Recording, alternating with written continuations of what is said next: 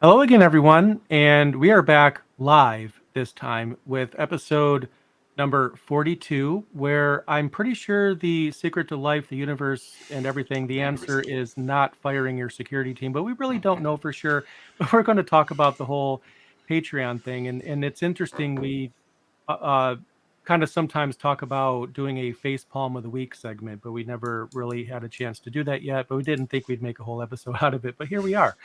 We need to talk about Patreon. So how you doing, Joe? I'm fine, Jay. As always, a pleasure to be here with you. And yeah, another week, another interesting story just pops up. Um, Yeah, this yeah, one just screams talk about me because it's so weird, it's so unexpected. This is not something that's done lightly, right, especially at the level of Patreon. So exactly. big. Yeah. So basically, we're going to talk about what Patreon is for the few people that may not know. I won't spend too much time on that. And then we'll get into what exactly happened, and then our thoughts, and then we'll go into some general thoughts about security teams in general. That a lot of that's not necessarily going to be specific to Patreon, but we need to talk about it. So, Patreon, just a short summary. If you're a content creator, and I am one, which is one of the reasons why I need to talk about this, because I'm getting asked about this from my audience on the YouTube, or the YouTube channel, and people are asking questions. So basically, Patreon is a way for your fans to support what you're doing, regardless of what it is. It doesn't have to be a YouTube channel, but it often is. And there's other services like that, but it's most commonly used on YouTube, and some YouTubers make a ginormous amount of money from Patreon. I've seen some of the channels that I watch and pay attention to getting like tens of thousands of dollars a month, even more. So for some people, this is a really big income source. Now, full disclaimer, Learn Linux TV does have a Patreon page. That's not the only way that you can support my channel. But obviously, if you didn't already know, I had a Patreon page. Well, now you do.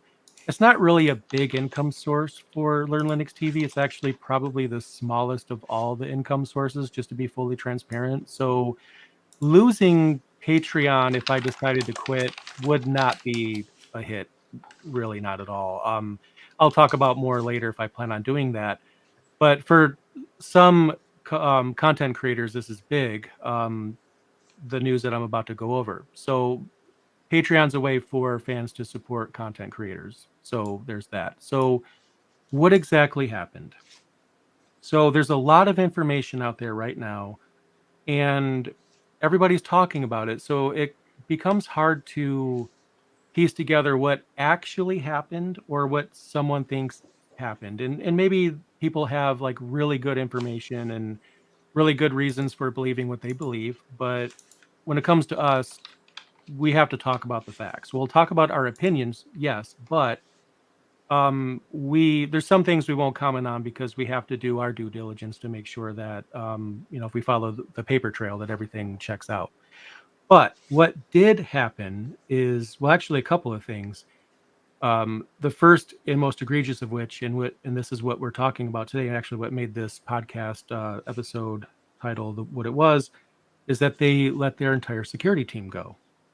Now, on the outset, that doesn't seem like a good idea. We don't know what goes on in the inside. We don't know what their systems are, whether or not they can get away with that. What I do know is that laying off an entire team is sad, because a team of people is now looking for a job. So there's no universe in which that's not extremely sad, no matter what the situation is.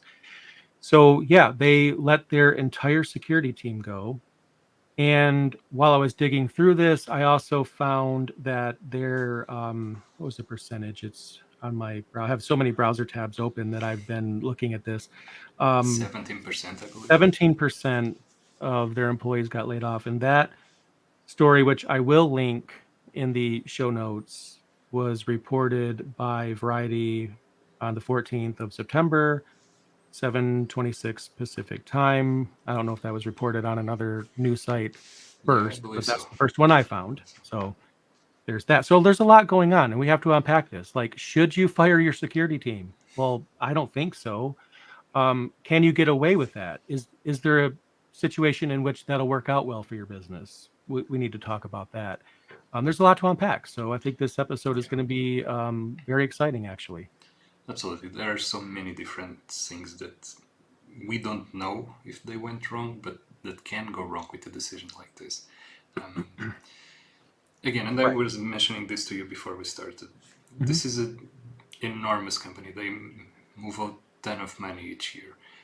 You don't get this big by making simplistic mistakes like this. So even if we don't have the full understanding here, we might not want to immediately jump to the conclusion that they don't know what they're doing and that they are just doing a silly mistake with this. That said, sending your whole entire cybersecurity team away, there are so many things that can go wrong there. Right. From the very beginning, the tribal knowledge, when you work at a place for a set amount of time, it doesn't really matter how much. You start to pick up this knowledge that's not written down anywhere, that's just passed down over the coffee machine talks, that you just learn as you touch the systems and you learn how they are interconnected and how things are wired up and how everything is working. And that amount of knowledge just went out the door with these guys. Yep. It's not so much that they are looking for a job, because as public as this story became, they all got job offers, I believe. So that Right. side of the story, that's probably taken care of right now, and they're probably better off where they are now than where they were before. The the job market, especially in cybersecurity, is pretty crazy right now. But that's it. The tribal knowledge that you lose is not something that is easily quantifiable, and it's also not something that is easily replaceable. When you get an outsourced contractor to do the same job that these guys were doing, there will be none of that knowledge. And that might not become apparent the first week, the first couple of weeks, the first months, but when you have the first major incident where systems just crash and you need to dig into and understand why, you might not realize that the system that you're working on right now has an indirect impact on something located somewhere else, because it's accessing a share or a database or something that's running separately, and it's not noted in the documentation because it wasn't updated on time or whatever. But that knowledge somebody had in the team, somebody knew about that, somebody had set that up. And now that person is not there, that person is not able to provide any input on the solution for that problem. So now the outsourced contractor is going to be spending a lot more time than they should have in dealing with that issue. And this just piles up over time. Right. It's not something that you can easily fix. Even if they decide to revert the decision and hire back, not the same team because they will already be working somewhere else, but if they decide to hire new people internally to handle cybersecurity, there will be no one to teach them these things. So they will have no one to learn from all of this, and they will have to start from scratch again, basically. And Right. this is not something that you can put a price tag on, but if this measure was done for cost saving reasons, which we don't know if this was or not, but if it was done just to keep costs down, the cost of not knowing this, of losing this knowledge, is very hard to factor in, and is probably more than what you're saving.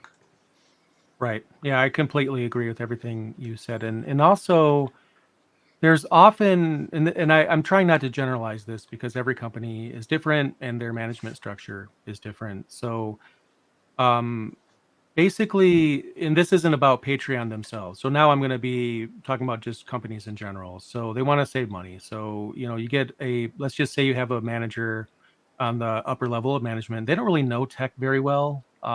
Maybe that's just not their thing, but they're in a management position. So they're looking for ways to cut costs. So they go on Google or whatever. Maybe they just answer a phone call from one of the 257 sales reps that are constantly blowing up their phone. Because let me tell you, when you're at the upper level of management, you get a lot of sales calls. So maybe a company can get a sales call that says, "Hey, we'll manage your entire systems." And I'm not even talking about security right now. I'm just talking about managed services providers, where they might do a what's called a lift and shift. We'll take care of your servers, transfer them over here. They're cloud servers, so they're usually pretty easy to transfer. And even with AWS, you can go from account to account pretty easily. So and then they say, "Hey, we'll manage it and we'll take care of it." And that could mean that a company lets their internal sysadmin team go because they have another company managing that.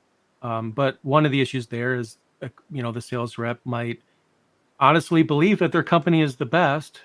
Maybe they're not, and then the experience isn't that great, and then their systems are down. But the sales rep promised everything was going to be great. Now, similarly to that, there's out external security services, and could they do a good job? Maybe if you went with one of those providers, you might go with the best one, and they give you like the best service ever, and all the boxes are checked when it comes to security, and they're doing a great job. That could happen, but what could also happen is that they sounded good at the table when you're negotiating, and then when you use their service, they're not as good as you thought, and then you realize you at least shouldn't have went with that company. So there's a lot of things we don't know, like how did this happen? Like, did someone search Google and found a website? We'll manage all your security and make you 100% bulletproof, or whatever claim it might say. I don't know. We don't know.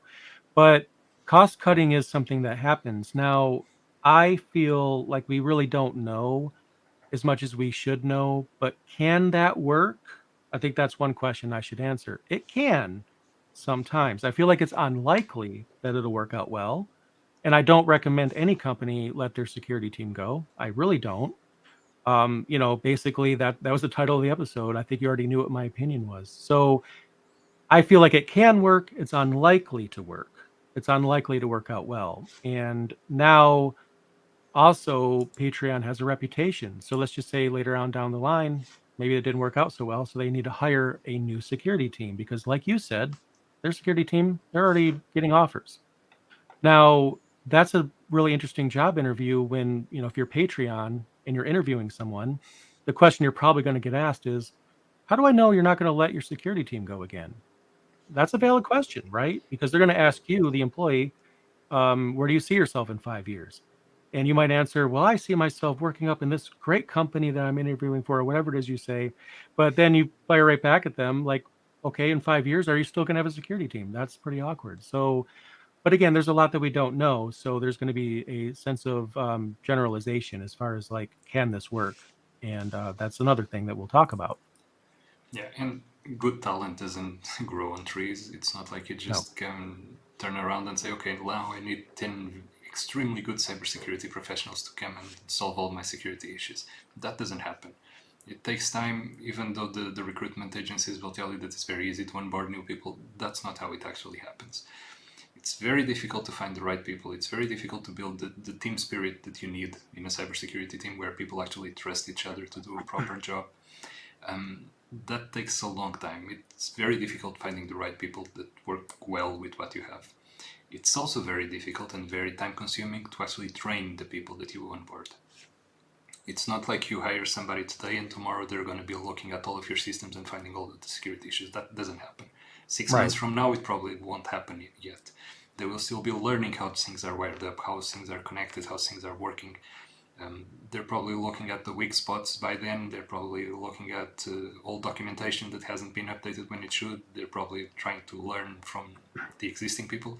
And the problem where they are now is that existing people isn't there. There is no one there. And this is not just for new hires. This is also for the team for whatever contractor they're going to hire, will go through the same process. It's not like you go to an MSP, like you were saying, okay, now can manage all my cybersecurity issues. They won't be able to respond to a cybersecurity incident that happens tomorrow. They'll have to learn how things are done, how things are wired up. That, again, not knowing the full details of how this happened, it's very tricky to understand how this is not a mistake.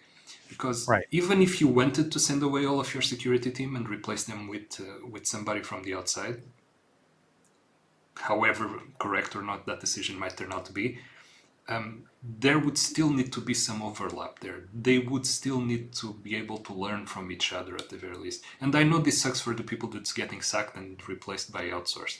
I know this sucks. This has been happening on IT for some time. A few years Right. back, I remember seeing some news around in California, a school district that was firing their school district or a university in California, I can't remember exactly, that were firing their IT team and replacing them with subcontractors.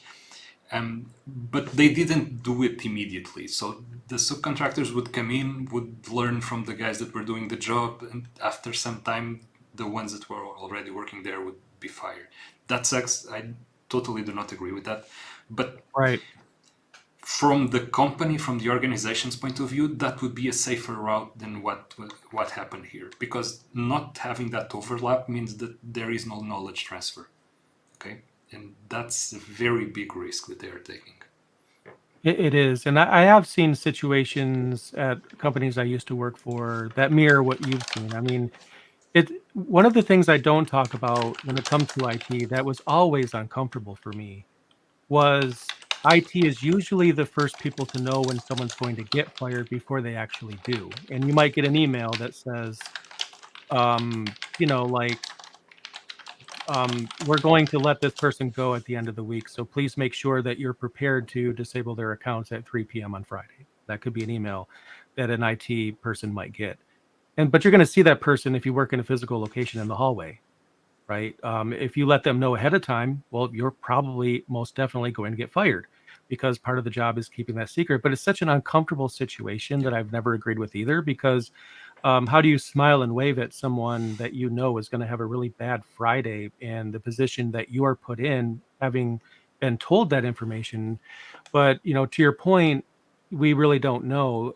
It would be better to do a more of a warm transfer. But what I've also seen is companies, and by the way, I need to underscore everything I'm saying here is not related to Patreon. I'm just talking about general stuff. So nothing I'm saying, if you're just tuning in, is about them. We're just kind of setting some basis. But I've seen situations where, like an upper level CTO might get their maybe an IT manager or their highest level sysadmin, and have them give access to the outside party for a while, let them look at the systems for some months. And then in my case, I worked mostly with MSPs, so it wasn't security related, but to get them prepped up and then they could have done that, right? They could have had that other company in the systems for months. We really don't know when they started poking around.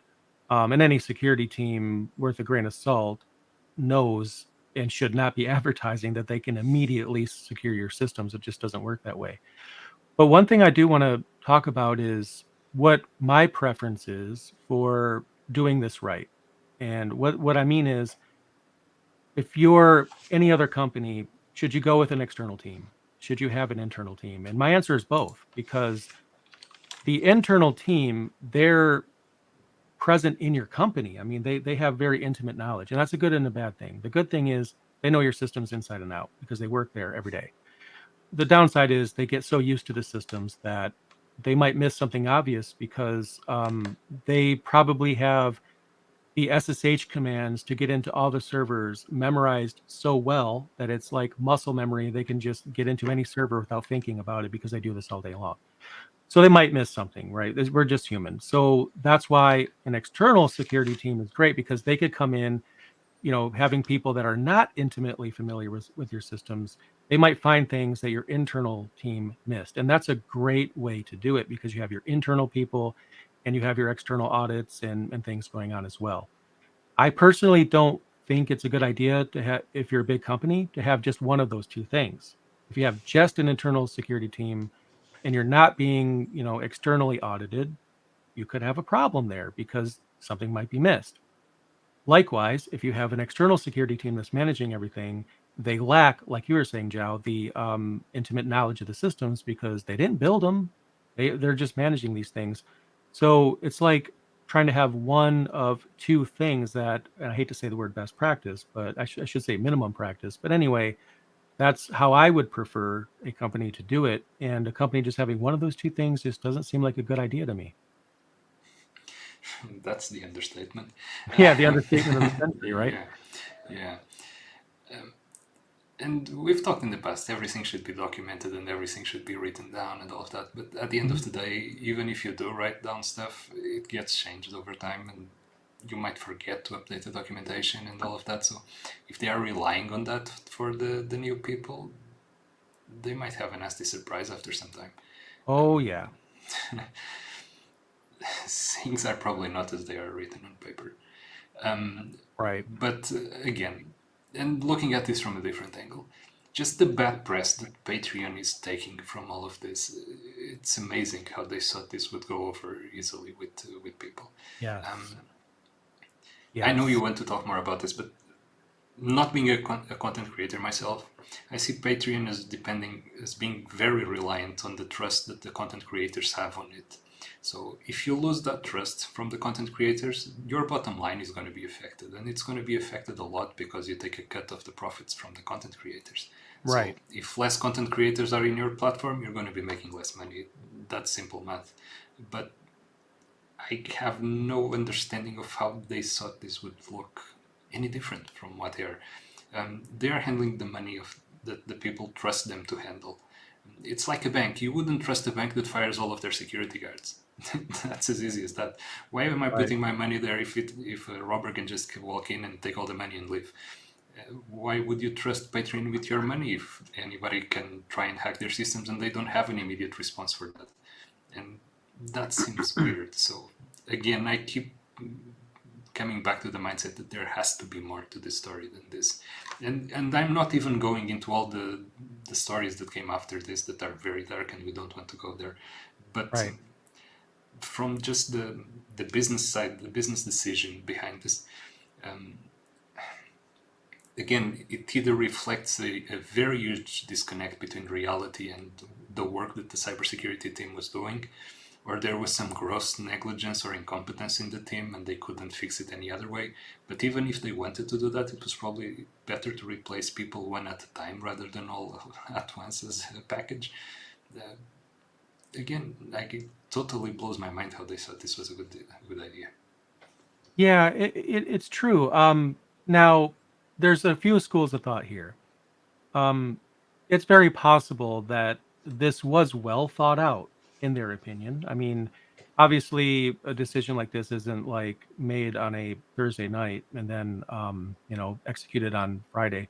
That does happen, but usually not, right? Because usually these things are Yeah, internal discussions for quite a long time that we're not going to be privy to. We weren't there in the room while they were talking about it.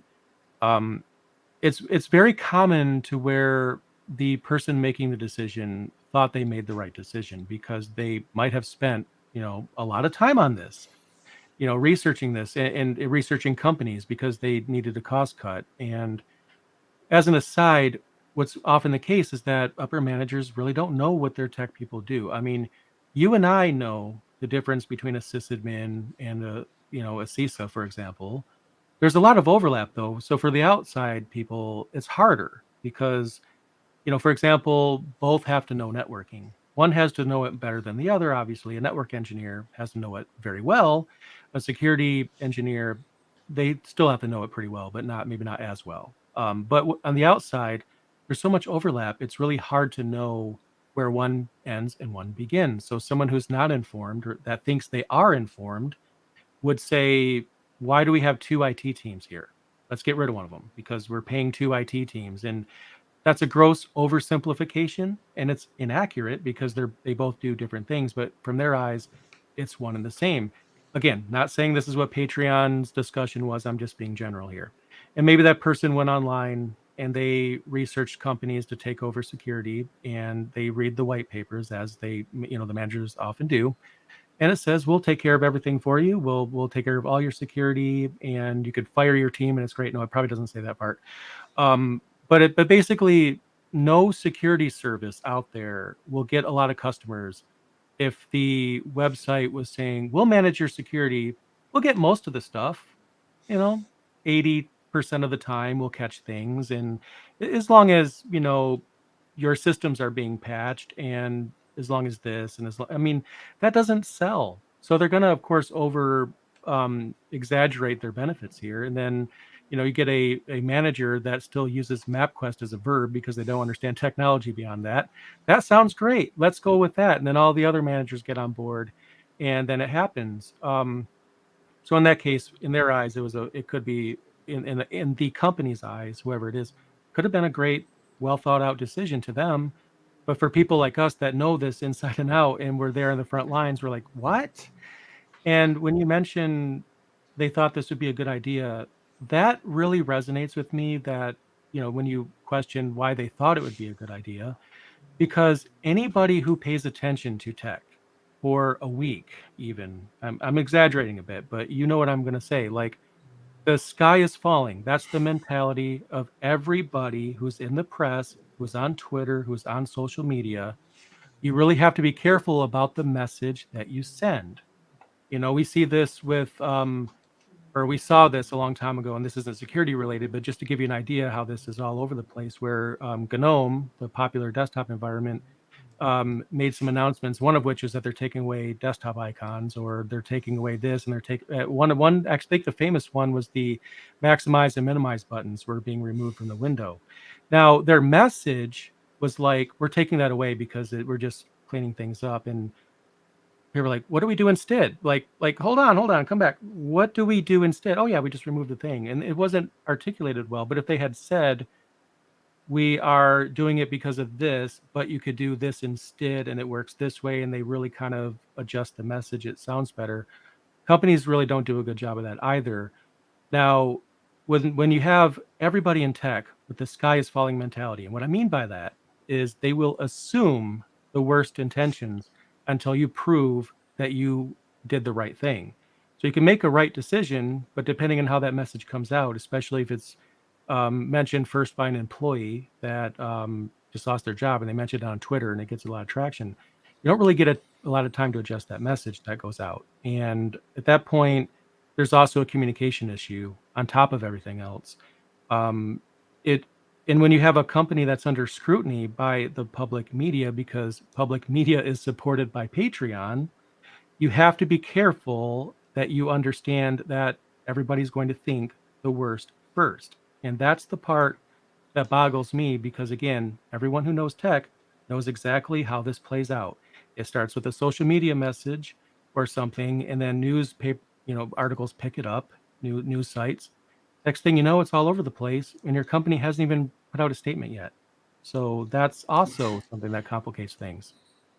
And that's the amazing part. You're firing your entire cybersecurity team, and you want that to come out in a positive light. Nobody's going to look at that in a positive light. It's impossible. Everybody is Right. reading about security breaches and security problems, and somebody being hacked or ransomware deployed somewhere or something like that, and company X losing X amount of money because their servers weren't available. And then they assume that the news like this would come out in a positive tone. It's impossible to understand how It that is. could come. And that's why the story exploded. That's why everybody was mentioning this just a couple of days ago. The other thing, and I've seen this also mentioned in the chat, some variation of this. What you do in cybersecurity, if done properly, the outcome is nothing, because it's the Right. absence of breaches, it's the absence of risk, it's your systems working as intended. So at the end of the day, you say, okay, I've done my job properly, everything is secure, and I have nothing to show for it, because nothing was hacked, nothing was lost, you didn't lose any money, the business wasn't affected, everything worked as it should. So what are you going to show for that? Okay, everything is Right. working fine. So that message might not translate properly up the food chain until it reaches the higher levels, and whoever did this decision might not be aware of the complete picture. Right. And the cybersecurity team, it doesn't just deal with protecting systems. It deals with a lot more. It's behind the training of the personnel at the company. It's about doing the security trainings and sending out the security memorandums and the security notices when there is this very famous CV that's coming out that nobody should click on links on that email or something like that. They are the ones behind this. They are the ones that are paying attention to the new threats and protecting the company from it. And again, if their job is being done properly, they will have nothing to show for it because nothing bad happened. Right. And that It's so message true. sometimes does not translate properly. And a lot of times it doesn't translate at all, because a lot of times there's no message. And I see a lot of workers make this mistake. I think it's especially egregious when security workers make this mistake. You think about companies, they're all about return on investment. So if they're hiring a person, they expect something back for that. Okay. That's always the case. No one's going to hire a person just because they want to fill a seat and they don't have anything for them to do or whatever, but they need something back from that. Now, when it comes to a security job, like you were saying, if you do it well and there's nothing to show for it, meaning like nothing bad happened, now managers are usually not going to say, wow, we didn't really have a security incident the entire time you worked here. That's awesome. Good job. That's not going to happen. It's just not, because we talk about when you work in the field, write down in your notes what you've done. You've patched a vulnerability. You saw someone attempt to hack in, or I should say break in. Sorry, to break in the systems, and you stopped it. Don't assume that just because you and your manager are getting along and everything seems fine, that you don't have a message to send. At the end of the year, during your review, you should be able to say, these are the things that I did. So that way it makes people understand how much value you've added to the company. Because the other side of the coin is, let's say you're a really great security person and you're doing everything right, and you still get owned because something happened, right? You could get fired for that. Even though we talk about there's no such thing as 100% security, you could have a security team and something could still happen. It doesn't mean that just because you have a security team that you're just these superheroes that have a cape and you just well, I mean, they are superheroes, let's be honest. But the situation is that no one knows until you tell them, and if something bad happens, sometimes the upper level doesn't understand how security works. Now, with a lot of managers not understanding security, you think about it like that, firing an entire security team, although it is surprising, starts to seem as though it's not as surprising. I'm not justifying it. I'm not saying it's a good thing, but when you look at the eyes of managers, that's their mindset. That's how they think. And you have to educate them on what you're doing, because even though they hired you, they don't know what you're doing. That's important to know. Absolutely. But there is one thing that they have been doing over time. When you're handling money, when you're handling payments and all of that, there are certain compliance rules that you need to follow. Some Right. of those revolve around security and cybersecurity in particular. So, over the years that Patreon has existed, they have been subject to audits and reviews and all of that, and they had to meet compliance standards. So, they had to provide the auditors with security scans and security evidence that nothing was being breached or hacked or leaked or whatever. And that was the purview of the cybersecurity team as well. They're going to have a tricky time on their next audit simply because of this, because the new hires that will be handling cybersecurity might not have the intimate knowledge to properly assess the situation and create that report, or else the report is simply forged and whoever is dealing with the compliance to them will either accept it blindly, or if they are paying attention, will ask for more details that will be tricky to come by. So that's another issue that they will be facing. Absolutely. And one thing I want to go back just really quickly to something I was talking about earlier. We were talking about earlier. I forgot to mention this. Um, so it's always possible that, maybe the person letting these people go, yeah, they won't say anything. They're good people. They'll keep it to themselves. It's fine, right? Obviously not. But some people do. There's a lot of people that get fired or laid off or whatever, and they really don't say anything. It's probably way more common than the people that do. And sometimes they're just really banking on that. But the other side of this is that, let's just say, for example, no one said anything. The security team was let go. Not one of them spoke about it at all, right? So the company might think, well, they didn't mention anything, so yeah, we're good. We got away with it. However, another thing that people have to understand is that how much scrutiny big companies like that are under. There's literally news sites that watch LinkedIn profiles for companies and look at the number of people employed. If they see that number drop by a large number of people, because one or two people leaving every now and then isn't really surprising, but if your company has, like, I don't know, 180 employees, and then you check it the following week and it's down to 150, that's a news story. Okay, nobody spoke. People are watching this. They're going to start contacting people and try to understand what happened to those people and why the number dropped so low. So companies really do need to understand they're under a lot of scrutiny here. There's really a very small chance that something like this can happen without it being all over the press. And when you have a solution like Patreon that's used by content creators, content, the audience, especially mine, they're checking news sites, especially tech articles. They know this is happening. I've had many people come to me. I've had at least 10 patrons leave my Patreon account. So obviously it's not a good idea, as we were saying. But the other side, and to get it back to where we were before I had the aside here, one situation that this can cause is employees wearing two hats. Okay, you have a team of sysadmins that are now also security admins too. That may not be what they wanted to do, or maybe they did want to get into security, but not like this. They wanted to get in, maybe they wanted to be promoted into that team, but now they are security unofficially because it's not on their job title. Um, that means that a lot of things will go wrong. So here's how a situation like this might play out, typically, in my opinion. It could go well. Let's just say for some companies it goes well. It's unlikely, in my opinion, to go well, but it can. But I think what is more likely to happen is at first nothing changes. There's no security vulnerabilities that are being. I mean, there are security vulnerabilities. I mean, that there's no exposures or break-ins or anything. The systems are up. Uptime is fine. Everything looks good. But then you start to notice that the uptime goes down because the people that were keeping your servers alive, your sysadmins, are now doing security work as well. So they don't have as much time to do the thing that they were normally doing. So now their main job is going to slip a bit because they have to pay attention to other things, not because they were told they had to work on security, but they feel like if they don't, then maybe they don't trust the outside company. They need to look at everything.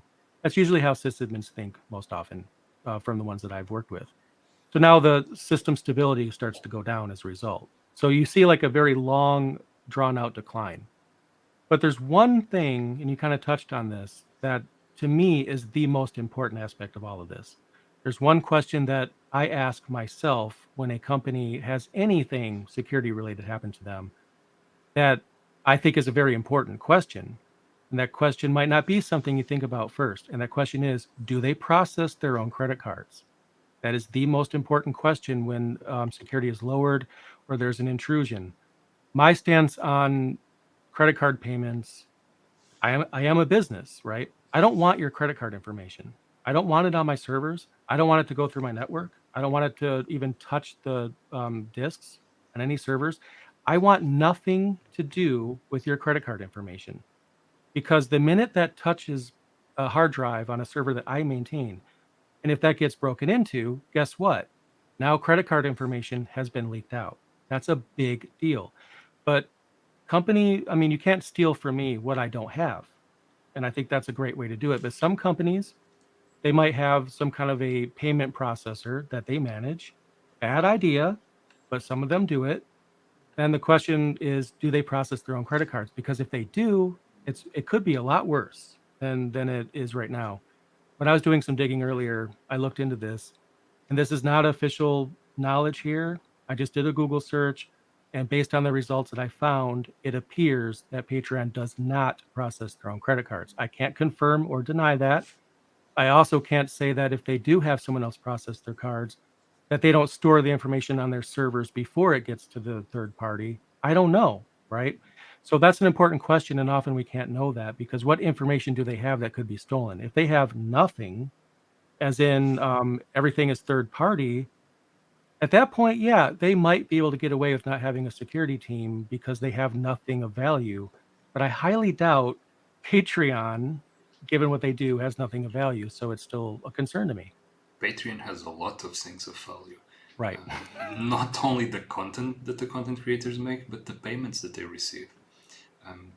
Remember Right. when we talked about systems integrity and that being relevant when we talked about the CISO story?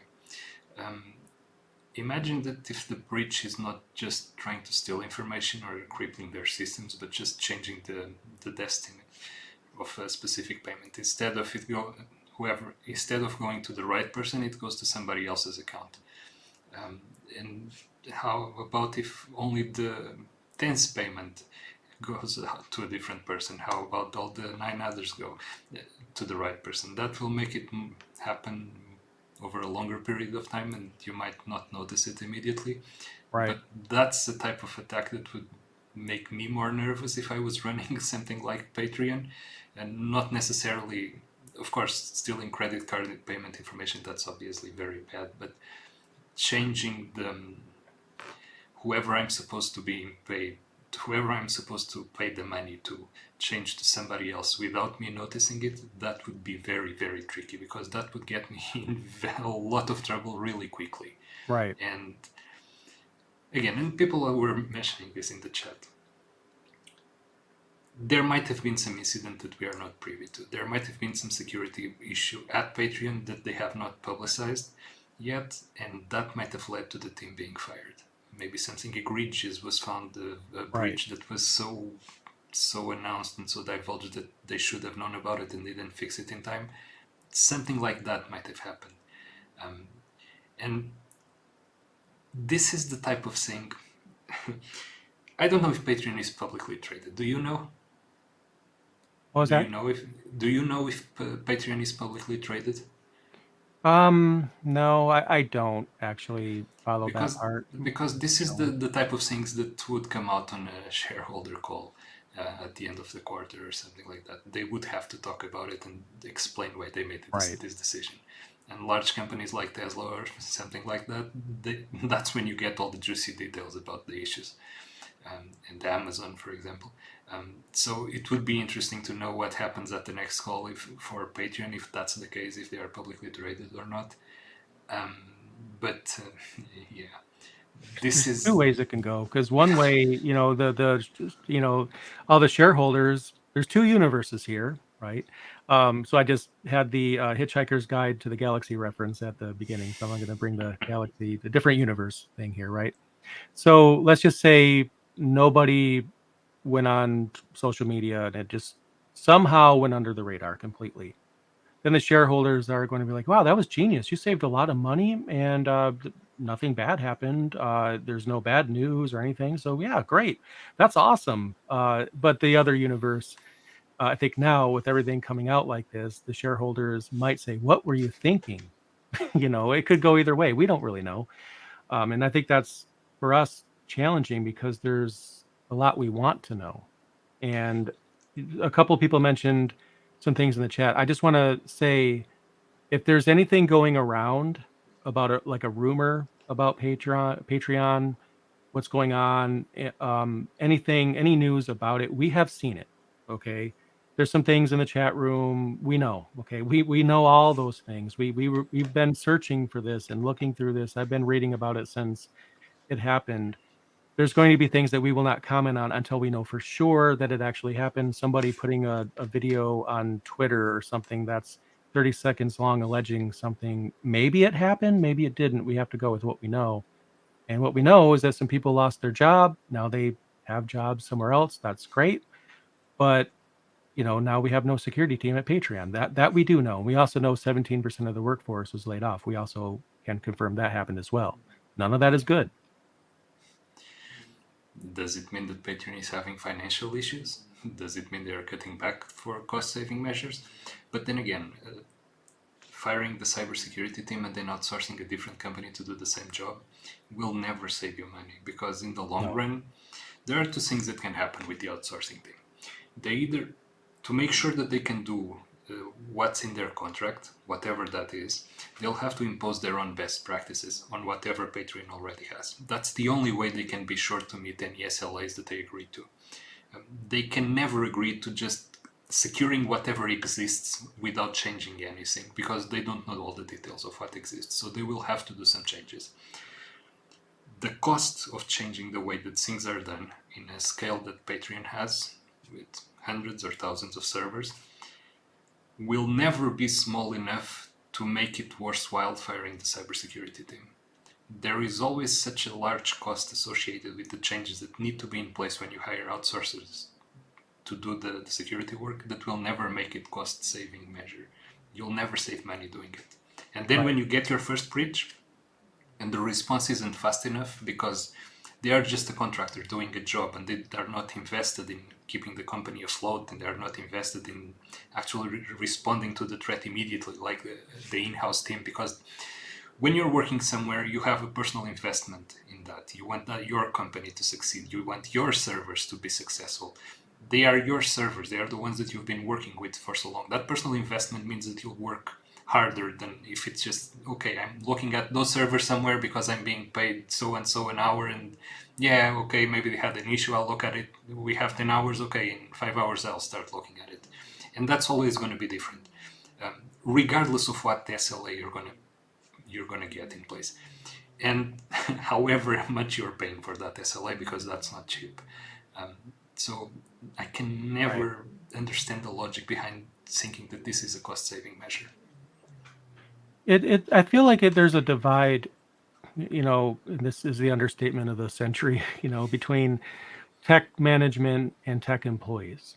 Now, what I want to say is really hard to say because I don't want to offend anyone. I'm not trying to generalize all companies or anything out there. It's often the case that there's a lot of CTOs, I don't have percentages, that just don't understand tech at all. I don't know how they got the job, but my opinion always is that if you're managing technical employees, you need to have an IT background with, some time spent working your way up, or at least being involved in actually understanding how technology works. If there's a CTO, I prefer to see if I go on their LinkedIn profile and go back through their job experience, like, oh yeah, help desk for 5 years, sysadmin, and this and this, and then they, work their way up into management. That's an individual who was there in the front lines and was, part of the sysadmin team or the security team or whatever, that then went on to be a mentor to lead people. Those are the best managers that I've worked with because you learn from them. And when I was working with companies or working for companies before going out on my own, I would really enjoy working with a manager who had something to teach me. And then when I became a manager, I focused on teaching my employees things because I want to help grow them and boost their skills. And I want them to be able to say later on, yeah, he taught me a lot. I really liked working with him. He's a great manager and I learned a lot. That's what I want. But the reality is, a lot of these managers, they don't know.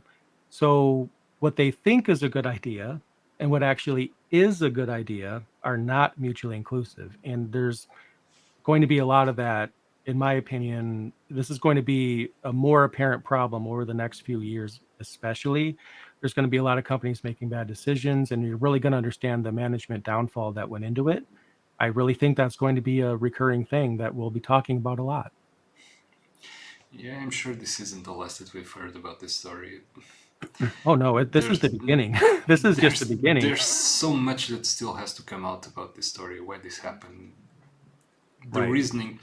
At the very least, the company has to explain the reasoning behind it. At risk of losing whatever trust the creators still have in them as a trustworthy platform for their content. And Right. I'm sure you can relate to this. I really doubt that new content creators will look at Patreon when they have other alternatives to put their content in, simply because of Yep. decisions like this. And over the years, I don't know, I had a good impression of Patreon. And when I saw this story when it broke, basically, it immediately changed. And if I Right. ever started creating content, I would never look at Patreon again as a trusted Yeah. platform for it. If I wasn't already on there, I mean, I would especially not be setting up.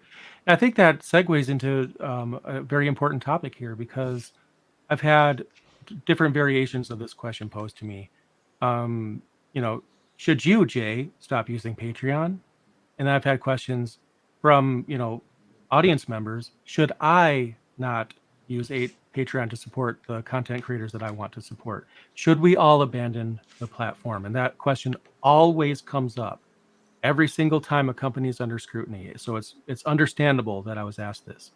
Now, as a quick aside, again, I don't make much money off of Patreon, but if I did, let's just say I was one of those content creators that was making tens of thousands a month on it. If I found out that my audience members were potentially going to have their personal information like stolen, I would quit it immediately. I would close the whole thing down because I don't want anything linked to me that's going to be a problem like that. But we also don't know right now how bad this is. So one answer to that is I'm going to leave it there right now. I could make a decision in any direction at any time, with or without notice, that I might need to shut it down if I find information that makes me nervous. I am a little nervous already, but just really under that line. But also, another school of thought is that my audience members on my channel will decide for me. Like, it's not even my choice. Like, I literally, like I mentioned, I've seen a bunch of people drop off my Patreon list, and I'm not mad at anyone. I get it. If you're not comfortable or you feel like you just don't really want your information there, that's not personal. You made a decision for yourself that you don't want your information or your account active on a service like that is under scrutiny. Totally understand. But what's even worse I make very little. Like usually my payouts are under 500 and sometimes under 400 or even under 300. So it's really not much money here. But for the content creators that put a lot of, maybe they have employees, editors, and they're paying them through the proceeds they get from Patreon, it's going to hurt them harder because it's been going great. They've been raking in the money. Now, all of a sudden, I mean, if you have like tens of thousands a month in earnings, you have thousands of patrons and you see hundreds of them drop off. That's jarring. Okay. That hurts content creators. So with Patreon mishandling this, not only have they, made some employees have to make life decisions suddenly and work for other companies. Now they're stressed out. Content creators are wondering, what do I do? I have to like work extra hours to move everything over to another platform or get more platforms set up, and they're losing money. This affects a lot of people, and like you said, Joe, it's just the beginning. We're just getting started. We as these rumors that are going around circulate, some of them might be proven false, some of them might be proven true, and then we come back and we report it and we say, hey, we found this other article here and it's being reported and it's been confirmed that X and Y happened. We'll absolutely cover it again. But as far as whether or not people should just mass quit Patreon, right now, my suggestion is to at least watch it very closely. Make a decision for yourself. If the majority of people leave my Patreon, then the decision's made for me. But if I find some confirmed information or I get even more nervous than I already am, I'm closing it down. It's just like that. Now, I have other sources, and that's the lesson here. If you're a content creator, do not have one income source. Do not rely on any one. You will regret it. I guarantee that. You have to have other sources because if one well dries up, you have to have another well to pay your mortgage with. That's just reality. But you have to manage that yourself. And this is not like that old axiom where any publicity is good publicity, but in this case, bad publicity really hurts Patreon. Yeah. Right. Talking about Patreon in this light, with all the rumors that's been going around, this will hurt them very, very much. They made a lot of money this year. I highly doubt they will make the same next year. No. From a simple decision like this, and simple in the context of a company as large as Patreon. But yeah, I'm sure we'll talk about this again in the near future. There has to be more behind this story than we know at this There point. already is, and I feel like there's just. I mean, we already know that's the case. It's just that there's always more to it, sure, but I think it was wasn't it Jurassic Park that said some of the worst things imaginable started with the best of intentions, or some variation of that from Ian Malcolm, if I'm not mistaken, his character on that movie. And of course, the chaos theory, and I pull from him a lot because science fiction has overlap with reality because it's based on reality but exaggerated. So obviously there's more to it. There's some really good decisions involved, some bad decisions involved, some decisions that seem like a good idea at the time. I think in the case of Patreon, what I keep coming back to, could it have worked? Might it work? Maybe. I think in the long run, you're right. It won't.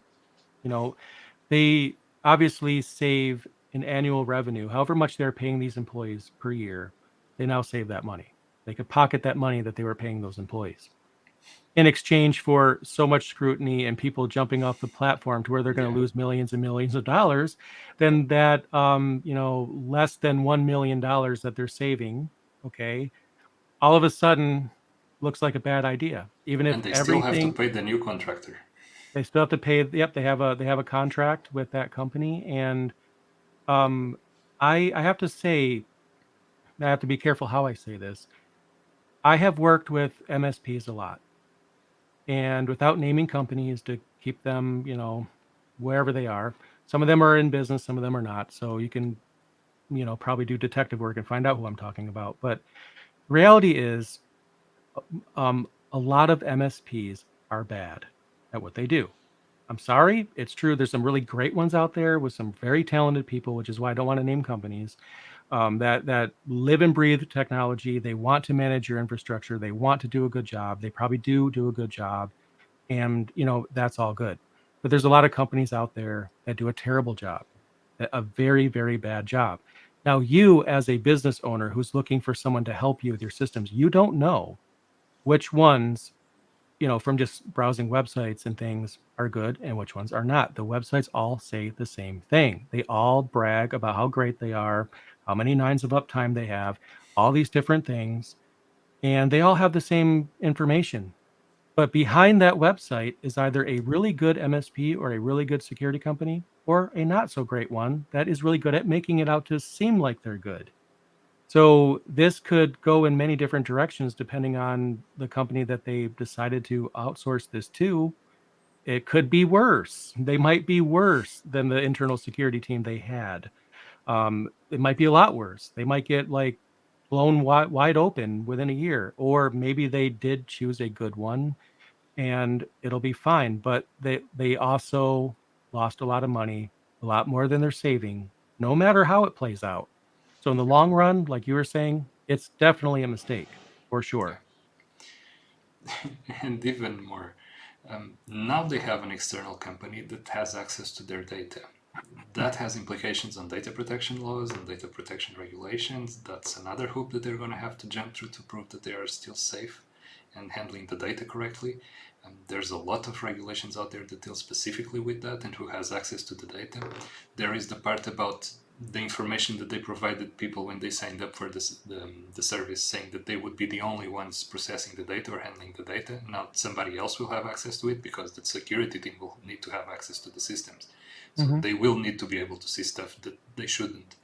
Um, Yep. there are so many implications to a decision like this. I cannot believe that this was taken lightly. A company as Mm-mm. large as that, absolutely do not believe that they took this decision lightly. So I Hmm. would very much like to know what was the reasoning behind it. And until we do, the trust that is lost with Patreon, it's so large that the impact, like I said before, it's going to cost them much more than whatever they think they are saving. Right. Yeah, absolutely the case. And we're going to keep following this. I mean, there's so much more than I can say here because I've worked with these MSPs like I've mentioned many times. I feel like we could do a whole episode on the things that MSPs do wrong. And I think maybe we should because I could probably give some insight and maybe if you work for an MSP, it'll give you something that you could have your boss listen to, to let them know, hey, this person was doing the thing and I'm doing the thing and he says the things we're doing are bad. I don't know. But it might be some content that'll be worth having. If nothing else, we're going to cover more because like I've said and you've said, we're at the beginning of this. We really don't know much, but what I do know is that this is a big deal and it's going to get bigger from here. I really don't think it's going to go lower. I think it's going to get more. And I would think even by the end of today, we'll probably find out more information after we stop recording that we'll probably have to cover next time. So that's just how Yeah. this goes. Developing story. Yeah, absolutely.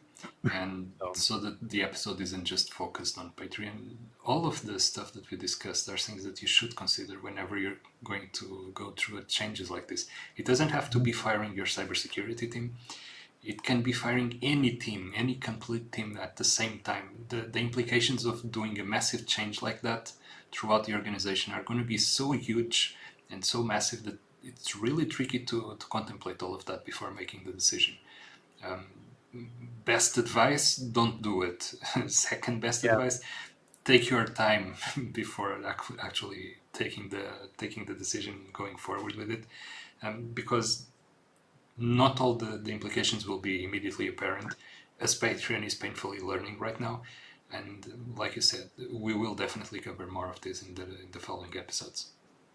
And one piece of advice I'll leave everybody with, that if you own a company or you manage one, if you're going to, I'm not saying necessarily make this decision, but let's just say you're going to make a decision that could be as big as this. Get another opinion, but get that opinion from somebody who knows this stuff. Like some of my favorite episodes of this podcast is when we have someone who lets we had someone on the podcast, the actual mindset of somebody who is doing this, who knows security, how they think, how they go through the systems. Um, those people might entertain, you'll probably have to pay them and you should pay them for their time to ask them what would happen in your opinion if we went along with this. What do you think the implications might be? Get that opinion from them. And it doesn't even have to be security, it could be anything business related. You talk to someone who has been there, they know it, get their thoughts on this. Don't just go by the website. Again, like you said, this isn't just about Patreon anymore. And thank you, by the way, because that's very important. These are lessons anybody can learn, regardless of whether or not you're Patreon. This whole episode, the whole point is educating what could happen, but get some opinions from people who will give you the truth and the unbiased opinion. Don't ask for an opinion of another security firm that's doing the same thing. They're all going to tell you, yes, do it because And we are lawyers. great. Get someone who doesn't work for a company like that, especially an independent contractor who is maybe a security auditor or something. They would give you a very good opinion about how your company would be affected by a decision like this. So definitely get that information from the people that know it. But we'll find out, or maybe we won't. I hope we find out what went into making that decision.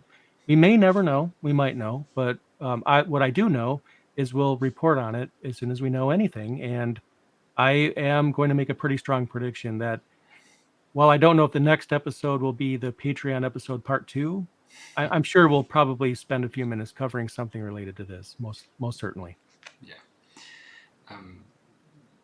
Again, and I know we're dragging this out, but this Yeah. reminds me of when companies try to bring in outside, what's the name?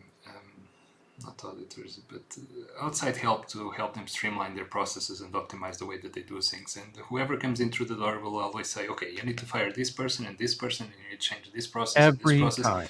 Now give me $1 million and see you next year. And they walk out the door. And whoever is left catching all the bits and pieces and dealing with the aftermath are the people that are still left working there. So it doesn't really matter the results because the guys that came in and gave you the advice are already paid and left. So you're going to be left in a worse position. But the trick there, what they rely on, is that at the end of that period, you're going to have a lower expense with wages. So they can say, okay, we saved you this amount of money. But the part that they forget to mention it is that, okay, and now the changes that we made will actually cost you this much to fix. And the issues that we introduce will now cost you this amount to fix. Because you will only deal with that the next period. So they can come out shining saying that they really help you saving our money, but they don't deal with the aftermath. They don't actually help you solve the problem. And we see that time and time again. And Yep. this smells so much like this. It really does. And those people, I don't remember what they're called either, but they will basically say that they can consolidate and streamline and cut costs by looking at your structure, your org chart, and making cuts.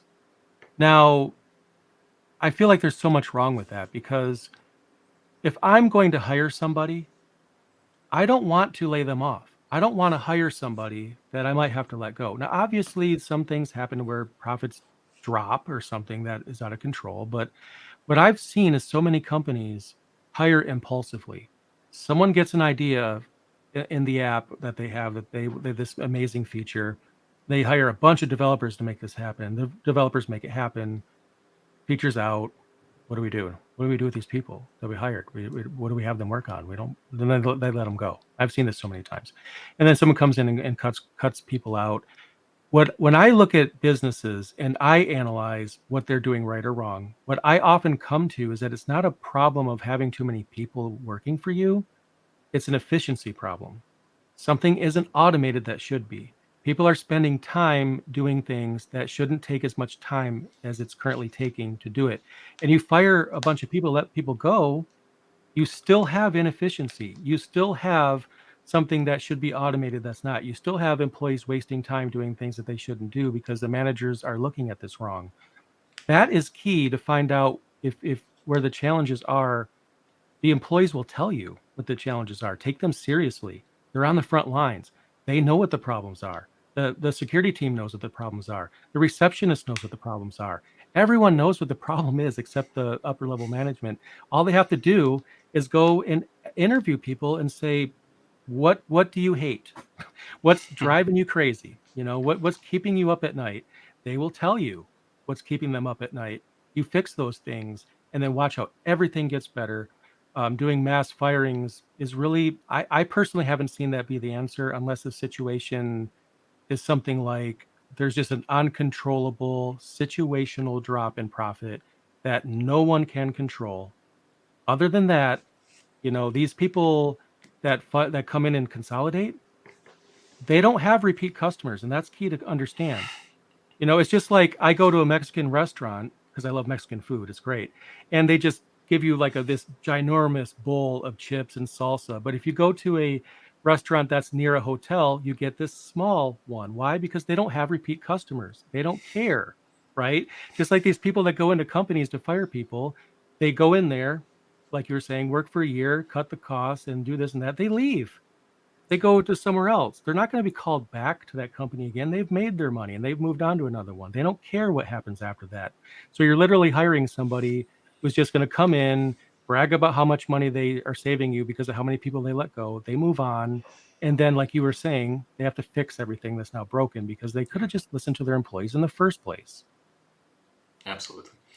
And yeah, So, we've went about this for long enough. yeah, as you can tell, we are pretty passionate about this, but Yeah, it's just that's what it is. There's just so much when it comes to businesses that they overthink things that are actually quite simple, and then they pay the price for it later.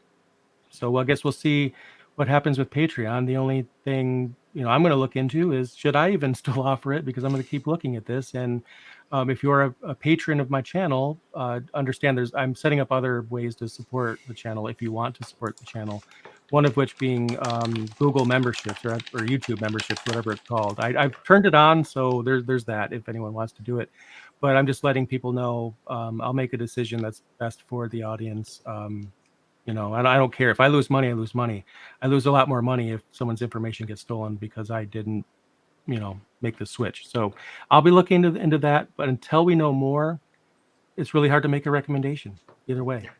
So Let's see where this lands. let's just see where it So, lands. thanks everybody for joining. It was a Yep. pleasure. This is a very interesting topic. I'm sure we'll get back to it pretty soon, actually. Yep. And yeah, thanks again. See you on the next one. See you guys later.